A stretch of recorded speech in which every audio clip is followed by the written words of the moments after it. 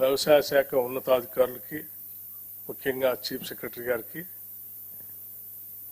ఆర్థిక శాఖ special chief secretary గారికి, రైతాంగ సోదరులందరికీ, రాష్ట్ర వ్యాప్తంగా కేంద్రాల్లో ఈ కార్యక్రమాన్ని పాలు పంచుకొని పెద్ద పండుగలాగా జరుపుకుంటున్నటువంటి రైతాంగ సోదరులందరికీ నా హృదయపూర్వకమైనటువంటి నమస్కారాలు. ఈనాటి ఈ కార్యక్రమం భారతదేశ చరిత్రలోనే సువర్ణాక్షరాలతో లెక్కించదగినటువంటి రోజు. బహుశా భారతదేశ చరిత్రలో ఏ రాష్ట్రంలో కూడా ఒకటేసారి 2 లక్షల రూపాయలు రుణమాఫీ చేసినటువంటి చరిత్ర లేదు ఈనాటి వరకు కూడా. బలమైన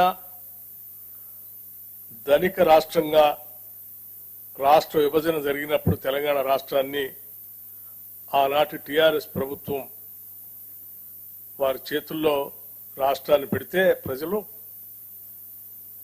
మొదటి 5 సంవత్సరాలు కేవలం 1 లక్ష రూపాయల రుణమాఫీని కూడా వాయిదాల రూపేణ 4 దఫాలుగా 5 సంవత్సరాలు చేశారు. రెండోసారి వచ్చిన తర్వాత 1 లక్ష రూపాయల రుణమాఫీ అని చెప్పి అధికారంలోకి వచ్చి 5 సంవత్సరాలు కూడా కనీసం ఆ 1 లక్ష రూపాయల రుణమాఫీ కూడా చేయలేకపోయారు.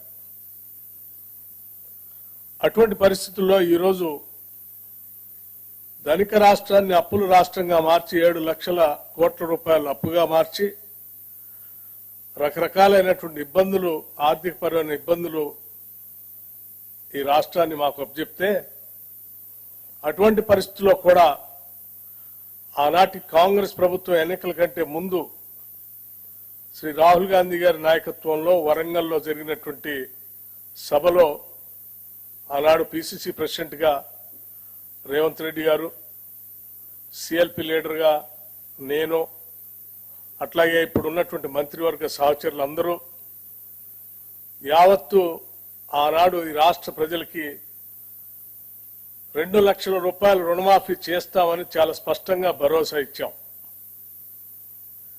ఇచ్చిన మాట ప్రకారం ఈరోజు ఒకటేసారి 31,000 కోట్ల రూపాయలతో రుణమాఫీ చేసేటువంటి కార్యక్రమాన్ని ఈరోజు రాష్ట్ర వ్యాప్తంగా ఒకటేసారి 1 లక్ష రూపాయలు ఒకటేసారి ఈరోజు బ్యాంకులకి దాదాపు 6,000 కోట్ల పైబడి ఒకటేసారి రిలీజ్ చేస్తున్నటువంటి శుభ సందర్భం ఇది. అట్లాగే ఆగస్టు లోపల